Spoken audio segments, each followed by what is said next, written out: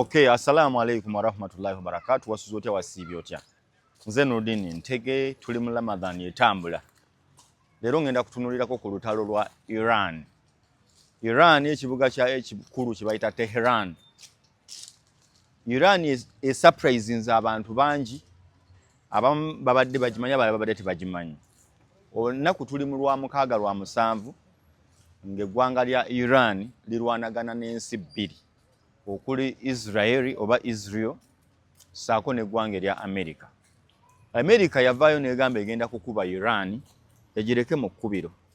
Era yali emanye egenda gikuba mu nnaku 3 4 5 ebenga egimaze.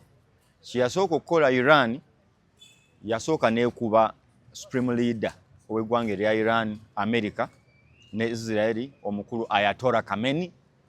Bamukuba batya bingi naye kiki basooka okukola bamwetooloola. Mossad yakwata cameras eza Iran n'ezeetooloola eziri mu bukulembeze bwa Iran obutwala Ayatollah ne ttiimu ye. Kikino ekyabaawo bwe baamalaawo mu myaka egyayita mabega lwa Afghanistan okubaamu n'olutalo lw'amaanyi, Aba-Iran bano baddukira mu ggwanga lya Iran. Aba-Afghanistan, abantu ba Afghanistan abaali babundabunda baddukira mu ggwanga erya Iran almost abantu obukadde nga 2. Bwe babeerayo Israeli n'emanya nti babeeramu balinga ba refugee. Ebyokulya babifuna bbalirirwe, ebintu by'okukozesa olina kwega nga bw'omanyi omuntu refugee. Kati Mossad ng'egenda ebagwamu, that is Israel, ng'ebateerawo $2 2 mujja kugenda mutukolere bwe muti ne bwe muti mutulage kyekitambula mu ggwanga lya Iran, entambula z'abakulu. Kati gye baagiriza nga bakutte buli ali mu top leadership eya eggwanga erya Iran gye tumanye eya Ayatollah oyo eyattiddwa nga bataddeko kamera enkesi ku masimu gaabwe. Ne batandika okutta omu ku omu ku kakiiko akafuzi aka Ayatollah. Bwe bakigwamu nti abasajja bano baatuluka ku masimu ne bejjako amasimu tebaddamu kutambula nazo. Naye abasajja ba Iran beerabira ekintu kimu. Beerabira nti buli omu yalina omukuumi. Abakuumi tebaabaggyako ssimu. Mossad ne America babadde bagoberera amasimu g'abakulu bano abakuumi oba ba bodyguard b'abakulembeze bano. Era gye byaggweredde nga buli omu ategeerekese mu nfo waali kwe kubatta. Baabategekera akabaga nvyendi ne babakuba omulundi gumu ba ne bafa. Naye Iran ng'eggwanga lirina olukiiko olufuzi. Twogera ku Ayatollah ali mu myaka 80 n'okwambuka. Gwe weebuuza nti nga ye Supreme Leader, weerabidde nti eggwanga erya Iran lirina President. Maakyazi kali akakiiko akafuzi ak'oku ntikko kabaddewo. So America ne banywanyi ne munywanyi we Israeli baamanya bwe tunaakuba eggwanga lino ne tutaba Supreme Leader Ayatollah Khamenei ne banna abamugoberera. Enkera ne baakuba ne yali president edda gwe twakula tuliro w'amaanyi Ahmadinejad ne baamutta. Kitegeeza kijja kusitula emitima gy'abantu mu ggwanga erya Iran, kijja kuleetera abantu okwekalakaasa, kijja kuleetera abantu okumala okwerwanako bwe kinaavaawo ffe tukyuse obufuzi mu bwangu. Ki ekyabaddewo? Iran yatandika okwerwanako naye nga sirina kutwala ku ngeri Iran gye yeerwanako. Olutalo lubeera lwa mirundi 2. Abasajja aba West bwe tuyita Western media, Western countries, tugamba Europe saako ne banywanyi aba USA ne Israeli kwa tuba kati yeetwalira mu West. Okusinziira ku expert mu politics wa geopolitics naddala mu kiwondo kya Buwarabu bamuyita Zetro Hassan. Yali akola edda ku Al Jazeera abagoberera politics oyo ali international. yali amukola bulungi nnyo, musajja musiraamu era ali omu ku abo abatakkaanya na nkola y'abazungu ku kyondo kya Buwarabu. Era yakugamba kanjogera ekigambo kyo kimu ku kimu bwe tuvuunula mpola mpola ebinaaba bitambuze. Kati ali mu kutusiigira ekifaananyi nti bw'otunuulira amawulire ag'ebweru engeri gye gakutusiigira ekifaananyi ky'olutalo olugenda mu maaso mu Iran gajja kukulowoozesa nti Iran essaawa eno yeriko obuzibu era essaawa zino esaana kukuba naye ekituufu kyabadde kitya katukiwulirize wuliriza mpola mpola. You might be witnessing a rather upside-down, topsy-turvy, bizarro view of the world, of reality. You're not being told everything. You're being given skewed perceptions. For example, if you're watching Western media coverage, you might come away with the impression that Iran attacked Israel out of the blue and Israel is responding, when it's the other way around. We all swore on Thursday night that it was Israel that launched an illegal act of aggression against Iran. Iran is the victim here. Israel is the aggressor. But akugambye nti bw'onootunuulira amawulire BBC, CNN, MSNBC, amawulire mangi, Fox gayinza okukuterawo nti essaawa eno nti Iran yalumbye Isiraeli era Isiraeli neevaayo mu kwedifendinga ng'essaawa eno bwe tukiwulira nti Amerika ekulaga erina okukuba Iran olw'ebyegenda mu maaso. Kati n'awaawulira olowooza nti Iran yakyokozezza Amerika oba yakyokozezza Israel. But it is upside down. Essaawa eno Iran eri mu kwerwanako nti yalumbiddwa. Mu kulumbibwa n'etandika okwerwanako. Abiwulira ku radio ne TV ojja kulowooza nti ensi ziri wakati wa Iran tekubanga ku ssasi na limu. Iran, Israel ne Amerika baatandika olutalo luno nga be baluyingiddemu nga bo. Kyekyaddako. Western media coverage, Israel is the victim always. Some other points you may miss while watching Western media coverage. For example, Iran doesn't have nuclear weapons. Israel does. Iran is a signatory to the Nuclear Non-Proliferation Treaty, the NPT. Israel isn't. Iran has allowed... Owulidde. Iran terina nuclear weapons nga ensi bw'ekyogera. Iran yasayininga ku NPT treaty egaana omuntu okukozesa ebintu ebyokulwanyisa nti sijja kusukka wano sijja kukola kino na kino. Israel yagaana. Tesayininga ku ndagaano ya nuclear nti sirina mukola. Tekkirizanga muntu agenda mu Israel kukebera byakulwanyisa byayo. Iran yakola etya? IAEA inspectors into its country. Israel doesn't.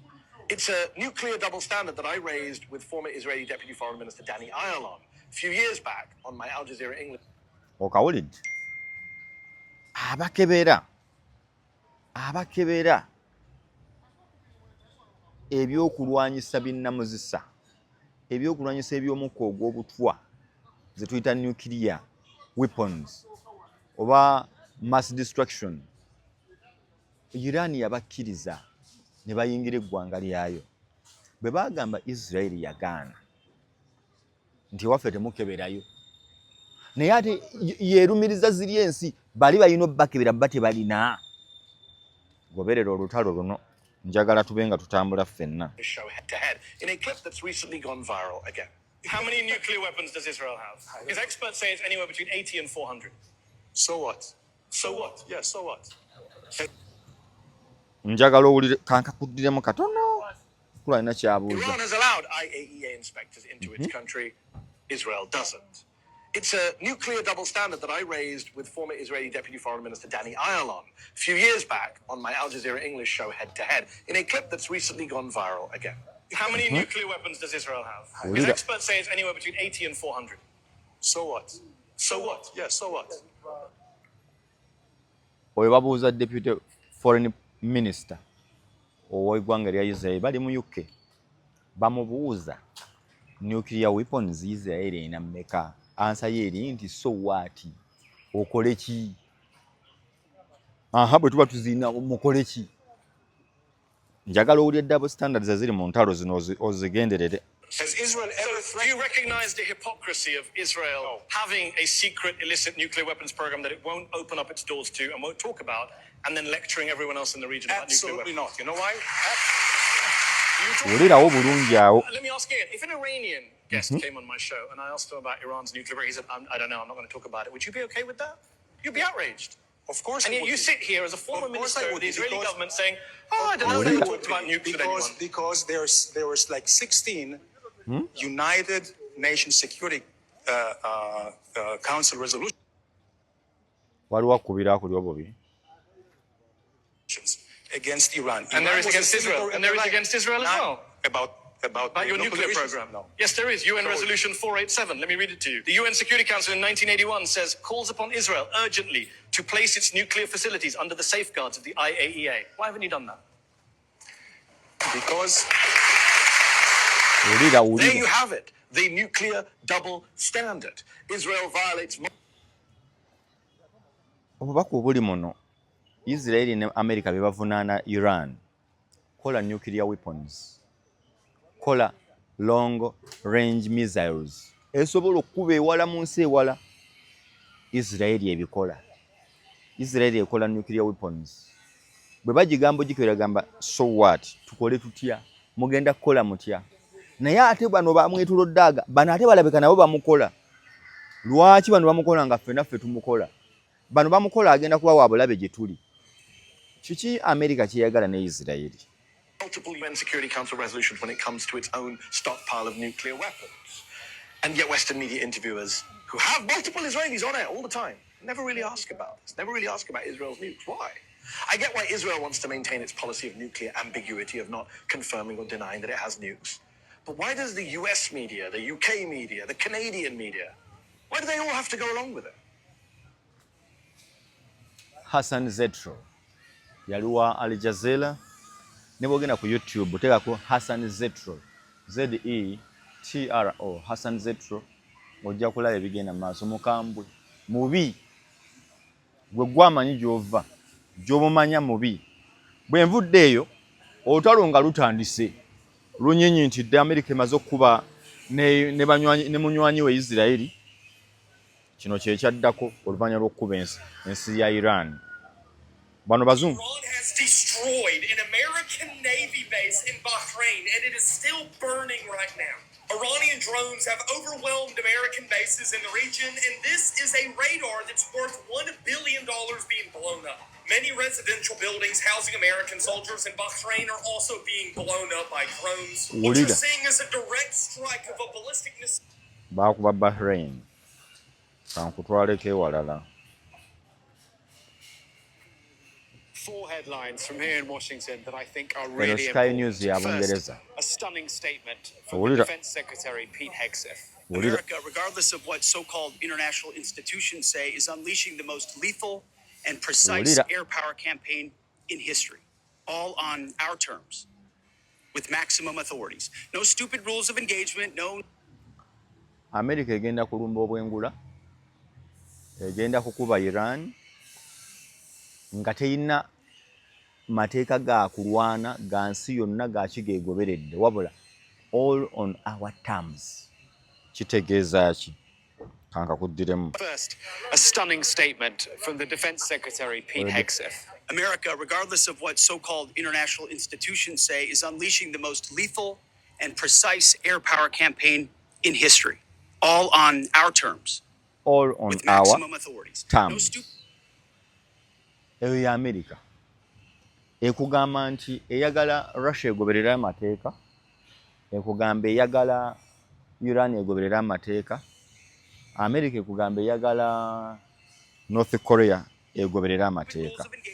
Bwe tuse mu lutalo nga lukalubyemu, temutubuulira bya democracy, temutubuulira bya international institutions bezigamba. America's military. He appears to be abandoning the principle that underpins the military doctrine of Western democracies, that you adhere to rules of engagement in a way that your enemy does not. This is a stunning shift in US military operational practice. Yes, right there. Yes, sir. The second headline, which I think articulates so clearly the strain between America and its allies, in particular the UK, and this so-called special relationship. Listen to this. Capable partners are good partners. He's talking about Israel there, then. Unlike so many of our traditional allies who wring their hands in pluck. Awo nkugjeewo. Biyinza okukubba wamu naye biwa obudde. Njagadde kuwa mboozi etali ya bulijjo. Njagadde kuwa mboozi etali ya bulijjo. Let's talk about Iran. Fantastic. Okay. You support Iran? Okay. Well, let me ask you a question. Wulira wano. Iran was attacked on April the 1st. Right? It was attacked. The embassy of Iran was attacked in Syria by Israel. After that, on the first occasion, they then sent missiles and drones, correct? Now, my question to you is, does Iran have a right to defend itself? And if so, what is a proportionate response? Because you see, I've been having a moral quandary about the issue. Piers Morgan, what's a proportionate response?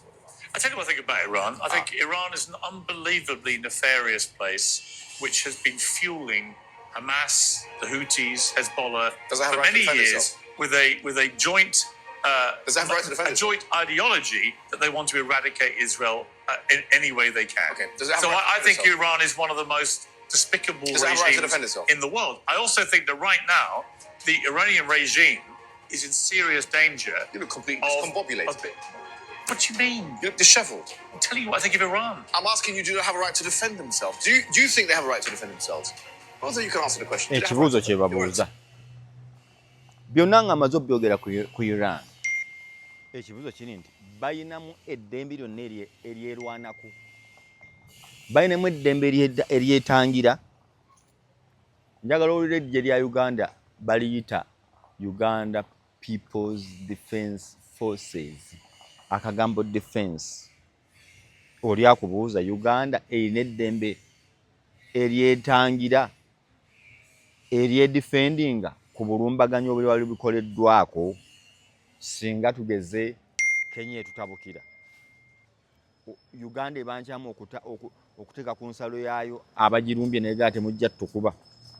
The sovereign nation was attacked. My question is, does it have a right to defend? Iran has been fueling attacks on Israel now for what, 40 years? I've been having a moral quandary about it. I've been having a moral quandary about Iran. Have you? Yeah, moral quandary, yes. Moral quandary, I don't know. Do they have a right to defend themselves? And if so, what is the proportion of You're response? supporting Iran, to be clear. I'm asking you. No, Are you supporting Iran? I'm not supporting. I'm antithetical to many of these organizations for my own purposes. But my question to you... Do you support the Iranian regime? Not unconditionally, but I support their right... What conditions do you agree with them about? Their right to defend themselves. Do you believe they have a right to defend themselves? No, they're terrorists. Oh, so they don't have a right to defend themselves? Iran does not have a right to defend itself? They do, but they're not the ones. So what is proportionate response? They're not the ones. What's the proportionate response? No, Can I answer it? You asked this question to the You're people. just going to keep talking. Can I answer it? What's the proportionate response? Proportionate response to Iran is to stop them trying to destroy Israel through their proxies, Hezbollah, the Houthis, and Hamas. What they've been trying to do for many years. What is a proportionate response of Iran after their embassy was smashed and destroyed in Syria and 16 people were killed? What's the proportionate response? Well, what about the proportionate response to everything Iran's done? Which is against the Vienna Conventions. What about the response to everything Iran What has did been Iran doing? do to Israel? Who did they kill? Who did they They've never killed anybody in Iran. Who did they... Which, deluded at you about excuse me, hold on. Which Israeli civilian have Iran successfully targeted? Give me one name. You don't think Iran's been responsible for any Israeli civilian dying? I'm asking you to edify What about me. the way they funded Hamas? You can both slaughtered 1,200 people in Israel. Iran in October the particular. I'm 7th. not talking about Hamas. We've spoken about Hamas at length. We're But talking about why Iran. can't you do it through their We're talking specific about Iran. names? It's old news. You're talking about Let's let Hamas. Alan respond. Yes, go ahead. Who did they successfully target? Let's talk about Iran. Let's talk about Iran. Oh, fantastic. Okay. Omukulu bamuyita Mohammed Hijab. Alina omukulu gwe amanyiddwa nga Piers Morgan. Musajja ono w'amaanyi nnyo. Y'omu ku basinga okusasulwa essente mu b'amawulire mu nsi yonna. Piers Morgan musajja Mungereza. Amanyikiddwa nnyo ne his morning show everyday. Akola bye yagala. Omusajja Hijab Mohammed amubuuza.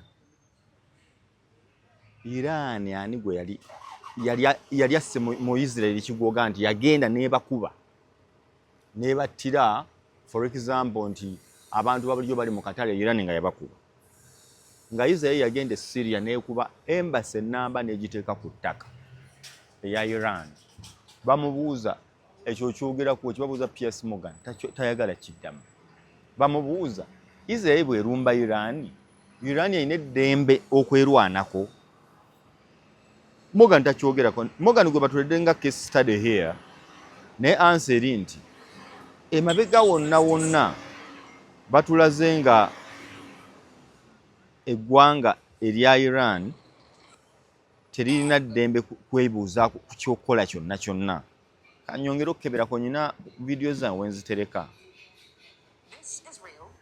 nyina video wange wenzitereka bwe mba nkola show nze nkola reference senyumya mboozi ya parapase senyumya kati nkututta olutalo nga lutandise eno si yennyini eno si yennyini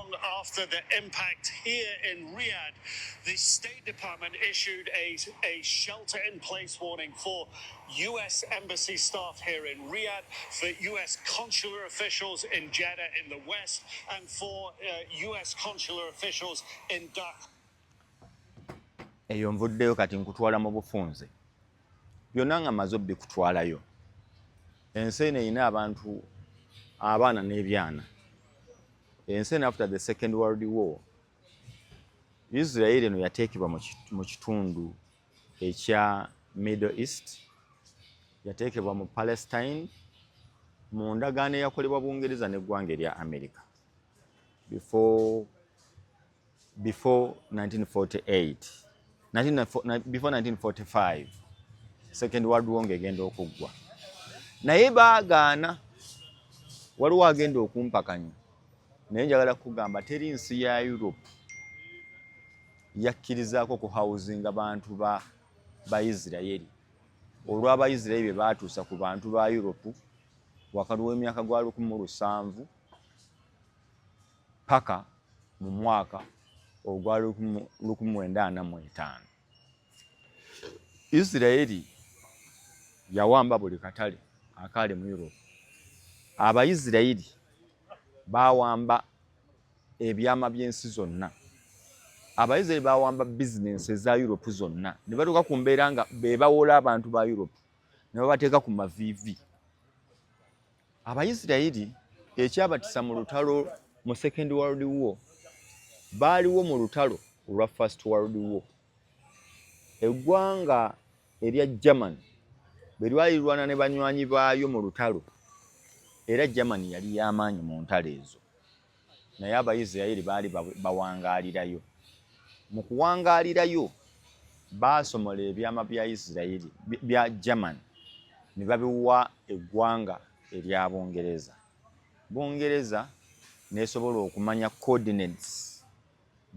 German zeekozesa okusobola okubakuba kati Bungereza nezitaapinga okumaliriza nga German ewanguddwa olutalo omukulu Adolf Hitler bwe yakwata obuyinza ye yajja kuwoolera buli ekyali kikoleddwa ku ggwanga erya German era mu gimu ku nsonga ezikyattisa abasajja ba Isirayiri ensonga gye baakola ku Bagermani ekyokubiri abasajja ba scientists Abagermani baali bayina abasajja abamu nga Bayisirayiri nga basharinga amagezi mu kukola ebyokulwanyisa ebyali bikola ki ebyali bikuba ensi jjukira yali World War ng'okuba Bungereza okuba Russia okuba n'ensi endala ezaaliwo awo entonotono kuba ndooza Germany yalina Italy be baali banywanyi baayo Japan n'abalala Germany be baali banywanyi baayo kati nga Russia Bungereza olwo nga balima kimu gye byaggweera omukulu Hitler bagamba yali tasekangako yali musajja mukambwe ekikula kye kirala teyalabwako mu public nga mbwaseka era olunaku lwe baakwata ne basala Abayisirayiri abakusukka mu kakadde bagamba obukadde 5 ku 6 ansa wali eyabala gwe tutamanyi yakwatirawo okubabala naye abantu be bagamba be batta baakola ekidiba ky'omusaayi nga kikulukuta mukoka bwe lunaku lwe baalabako Hitler ng'asanyuse ng'ekimusanyudde abasajja Abayisirayiri nga baali bakyunyizza ensi okumala ebbanga ddene n'agamba nabo mbalabyeko nga bafa. Eyo mbadde nkuzzaayo fast rewind kati fast forward. America ne Israel oluvannyuma lw'okukakasa nti bagenda okukuba eggwanga erya Iran baalowooza bwe banatta top leadership eya Supreme Council oba Supreme Leadership eya Iran ng'ekulirwa omukulu Ayatollah Khamenei nga bwe nakugambye nga ntandika nti kijja kuba kimala bumazi. Kyaggwerawa? Iran yalina drones ze yakola. Drones zino ziri cheap. Zikolebwa $2.2 egya dola okugikola. Israel ne America balina interceptors. Buli interceptor okukuba drone emu, interceptor emu bagikozesa ekolebwa $3 million. Iran ekozesa $2.2 okuzimba drone, ate America ne Israel alina okukozesa $3 million okukola interceptor n'alemesa drone okukuba. Ekyo kimu. Iran yetegekera luno olutalo okuva mu mwaka ga 1985 okutuuka kati. Ezze ekimanyi nti ekyaleeta Israel mu kyondo kino olunaku lugenda kukyanga lwaffe. Israel buli akubye buli nsi eyeetoolodde awo. Israel eyo yakuba Egypt n'egireka mu kkubiro myaka gyaddafu abamanyi ebyafaayo bajja gikubuulira. Naye ebyafaayo ebyaddala bigamba ki? After the Second World War, kano kamaaki ng'ate njagala okasale namu. After the Second World War, Bungereza n'eggwanga lya Amerika nga Amerika olwemaze okufuna amaanyi esajja kudde, baanoonya engeri gye bagenda okufugamu ensi yonna, naddala ng'oggyeko Europe ne Amerika nga yo ne Canada. Baanoonya omuntu asobola kufuga atya ensi. Ojja kufuga ensi ng'abantu bano obatadde mu mbeera ng'ebyobugagga byabwe gw'obisalirawo. Ojja kufuga ensi ng'abantu bano obaavuwaza, bo ne babanga balina okusigala nga bazinira ku ntolizo. Wulira waawo. Era obwavu obuluma Africa ne Uganda ng'ogitwaliddemu, obwavu obuluma Latin America, obwavu obuluma Asia, bupange buteeketeeko. Nannyini nsi abali ku nsi abaagiteekateeka baagidesigninga batyo. What comes from the West will and shall always be the best. So, ne bakizuula nti naye byonna nga tumaze obikola, Omuwarabu ono alina ekintu nga kya butonde ky'otasobola kumigratinga. Omaze okugabira abantu independence, omaze okuggyawo olutalo, ogenda kusigala omufugo otya? Bali ogenda bawa sisitimu z'okusoma, ogenda gendayo ewaabwe baggyeko ebintu, obawo obukulembeze obufu. Omuwarabu ogenda mufuga otya ng'amafuta gali amafuta galinga gw'olaba agaffe ag'ebunyolo, oluzzi lubeera awo, ng'ate byonna bye tukoze byonna bigenda kutambulira ku mafuta.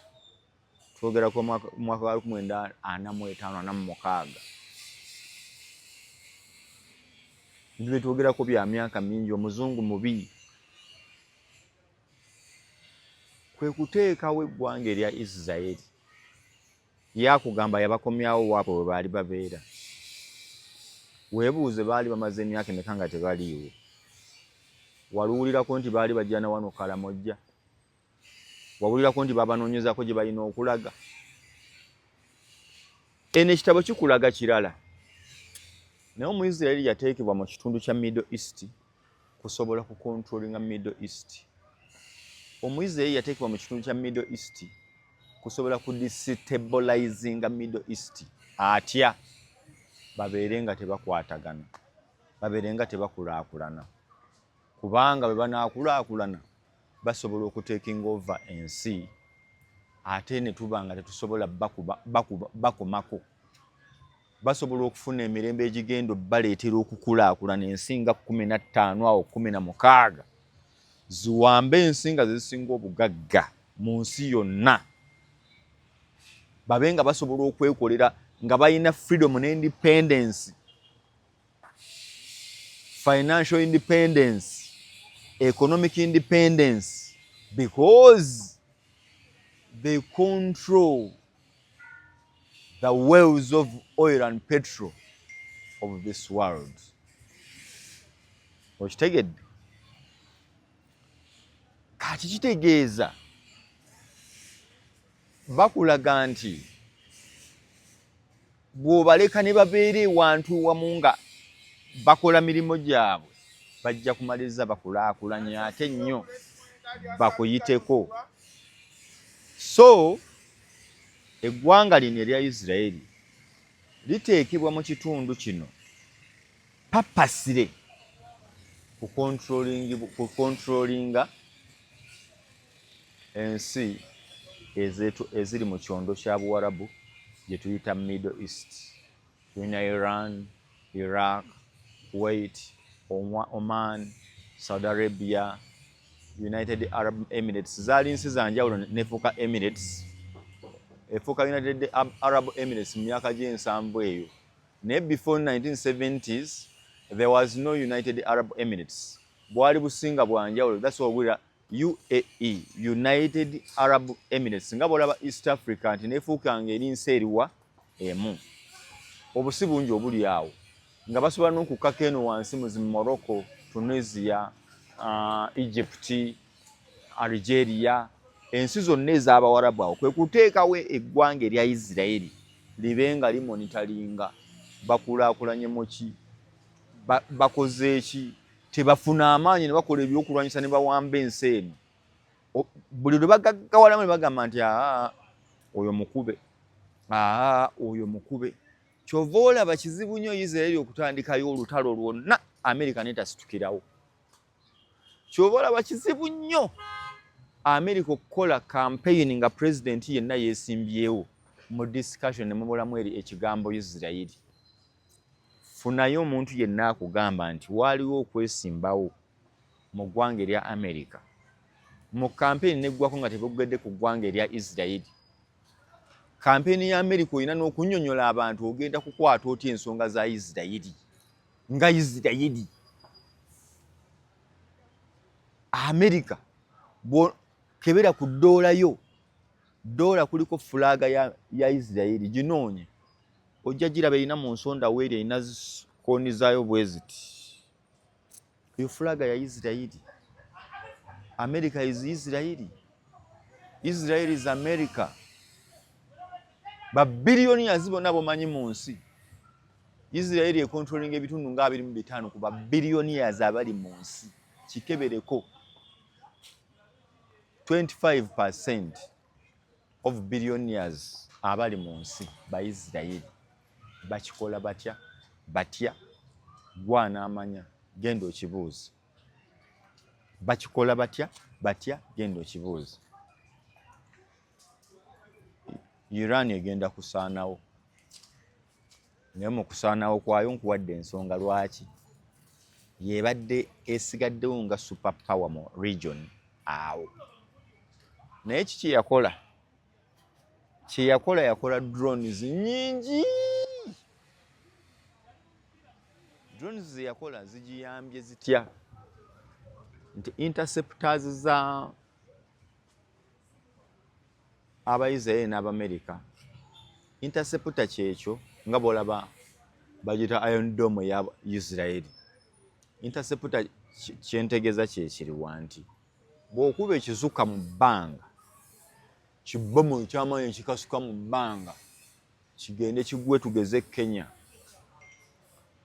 Kenya eba n'ekizuka ekika kyekimu nga kyo kizize gikwatira mu bbanga, kigisaanyizewo mu bbanga. Ereme ate kutuusa olulumbaganyi bw'obadde ogize. Kigisaanyizaawo mu bbanga. Ne kigiwugula.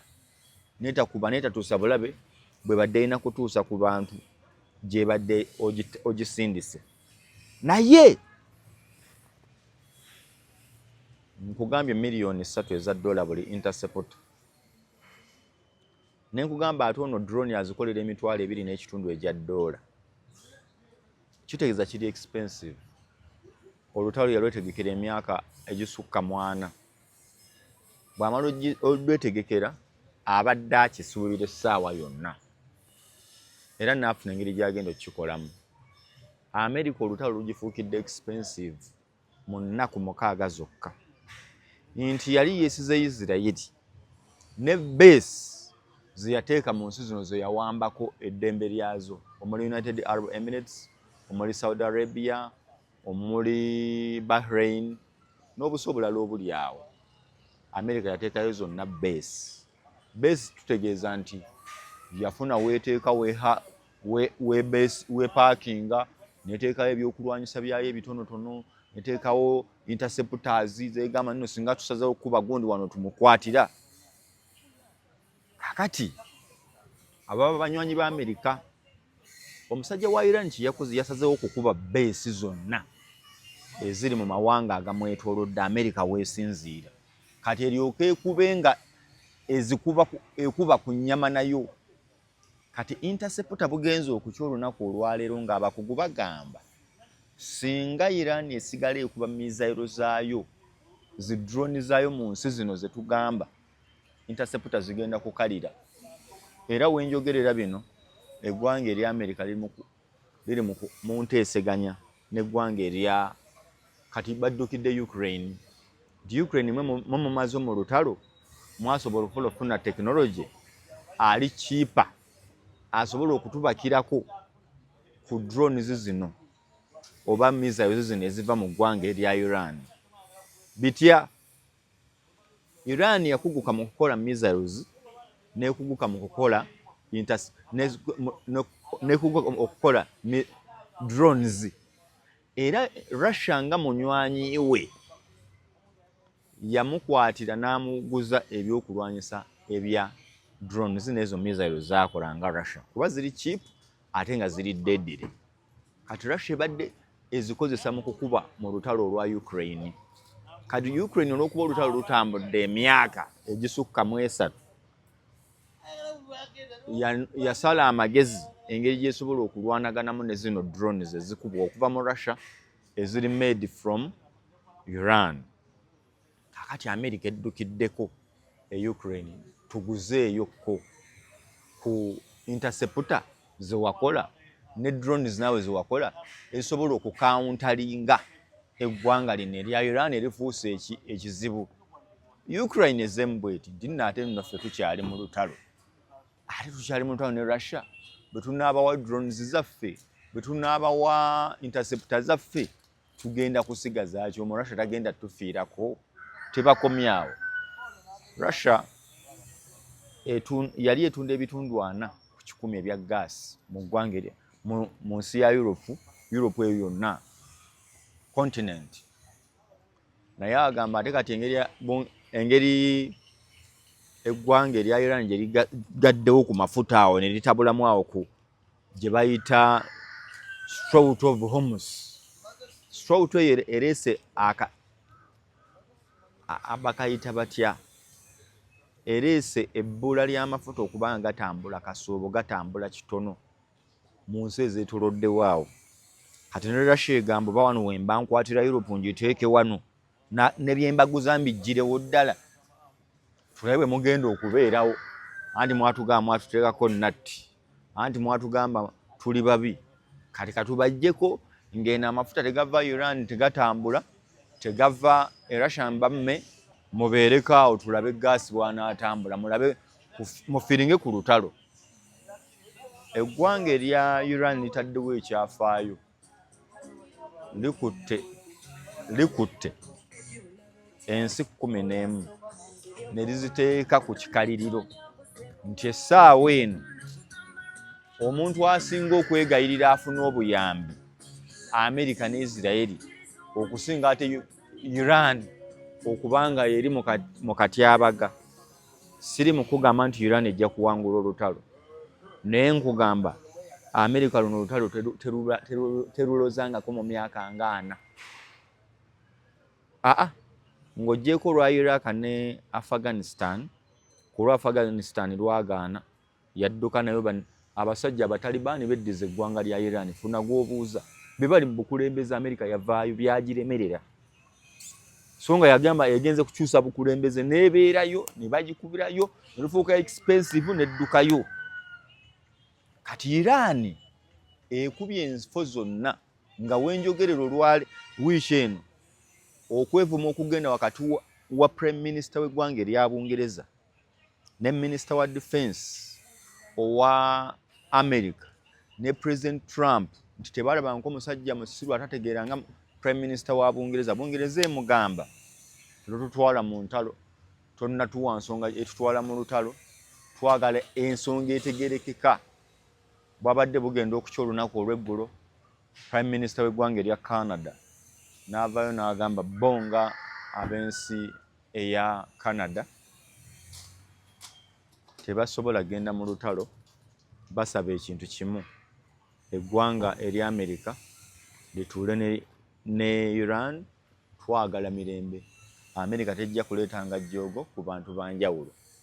N'avaawo agenze Spain yamugambye kikafuuwe, sisobola kuwa base kusinziira n'okuba Iran nga tolina nsonga gy'otuwadde etegerekeka olw'okuba gw'oyagala okulaga obulazi ki eryanyi.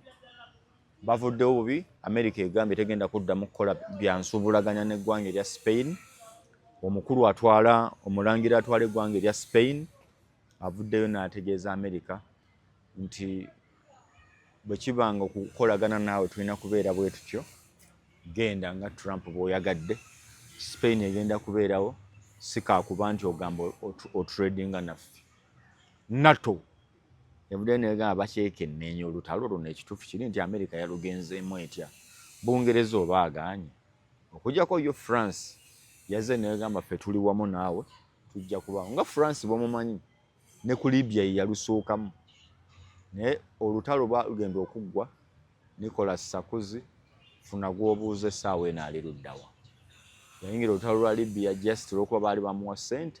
So factors ziba nnyingi nnyo, but for now Iran is on top, America ewaddaawada nti yatuuse okukakasa nti ebintu bitabuse okusinziira nga bwe yali ebisuubira. Nejjayo ekyokulwanyisa kyayo kye bayita torpedo, genda okikebereko, byakoma kukozesa mu World War II nga bikuba emmeri ne zikka, bya bulabe.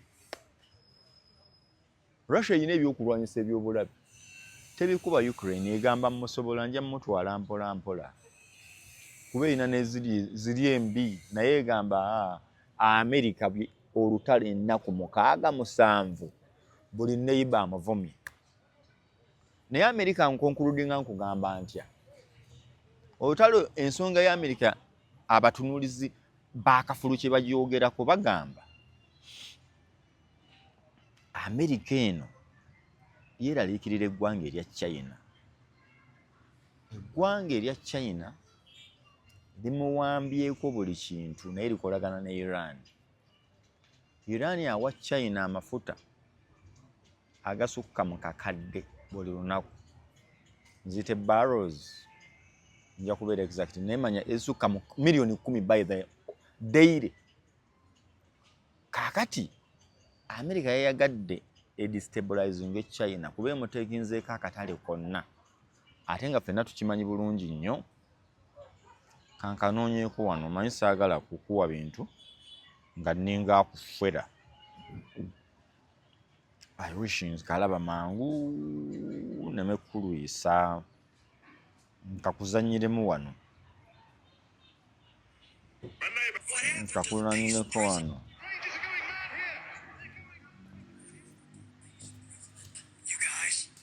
What?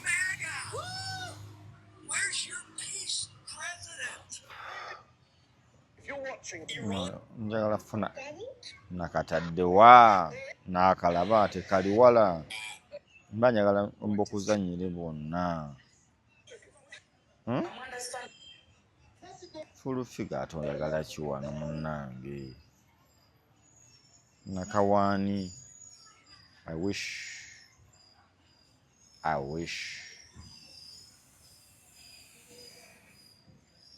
prettier. Mommy. I wish I can get it.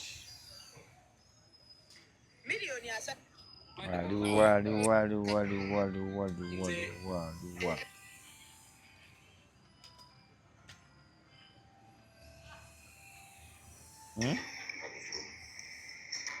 The commissioner is now going to speak and she has more time. I'm very curious to hear what she has to say. Members, the European Union, through its delegation in Kampala. Okay.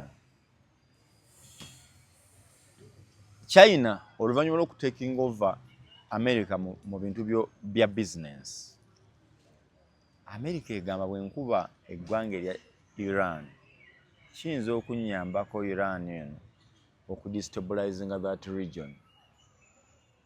Mu kugidestabilizinga China agenda kubeera affected. Nze nafuna amafuta okuva e Venezuela. Koza akyalondamu nsi z'amafuta zokka. Yakuba Venezuela. N'agitwala kati yali in charge of oil. Kati ali Iran. Kikyayagala okumaliriza nakyo. Nja kujja nkwembozi ya mafuta. Engeri ya China ne Russia bwe bireetedde Iran okubanga ekubwa okusobola okulaba nga America yeetwala okudda ku top. Esobola okuddamu okubeera industrialized as a country to create labor for its citizens. My name is Nodin Tege. Kugamba bingi byetukolako wano tutambula n'abantu bangi nnyo. Ndi mu kusiibula. Omukulu Sula Motors wano wetukoledde Makindi. Sula Motors mmotoka zonna I wish omwana taliwo kukutambulizaawoko ku kamera. Sula Motors ali Makindi wano Salama Road.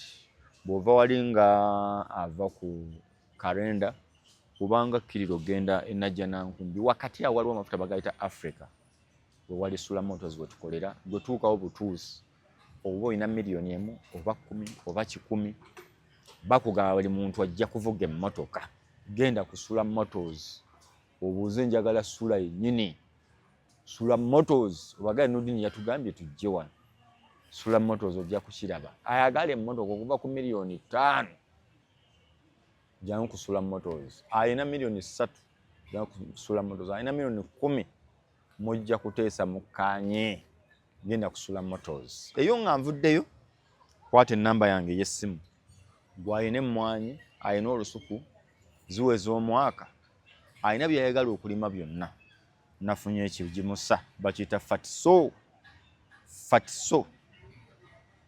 ekigimusa bakiyita fatiso olina mmwanyi mwaka ziguwezezza ogamba oyagala kulima mmwanyi zino zigimuke zeyongereko okubala zeyongereko okuzitowa oyagala ziwanvuwe ekigimusa bakiyita fatiso kiri mabega wa Kiseka nga agenda ku Aga Khan bw'otuuka emabega wa Kiseka nga adda ku Aga Khan buuza ku bondi waliwo bondi eriwo obuuza abafatiso obagaye Nodini Ntege yatusindise wano oba okube ku sirimu ene yange gy'olaba wansi awo ku 0705 55 85 63 0701 55 85 63 oba kubira mwami Kagambo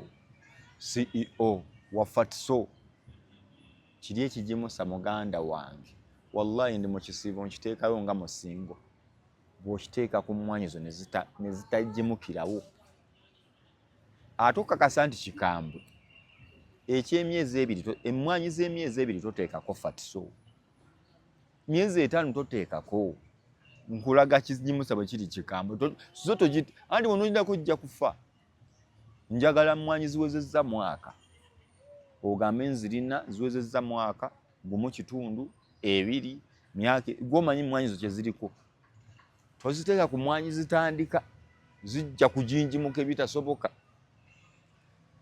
lwaki saagala oziteeke ku mmwanyi zitandika bwe kiba kitandika olumu zigimuka nnyo ne zibala mangu ku myezi 7 mmwanyi zitandika okuteekako era w'ozitera ku mmwanyi y'omwaka gumu matabi kukola bati kunoga mu myezi egi 3 ojja kunkubira essimu oŋŋambe n'olulimi waŋŋamba kuba ku 0772 709 933 0772 709 933 beba fatiso kijimosa gende wakisekka akaseko ka mitwalo 7,810 kisinziira wakati awo kakira 2 mwezi mu 5 okateeka ku bikolo nga 10 akasawa aka gwalinayo kaweta gw'obusabongo naye nkulayirira nga ndi mulamu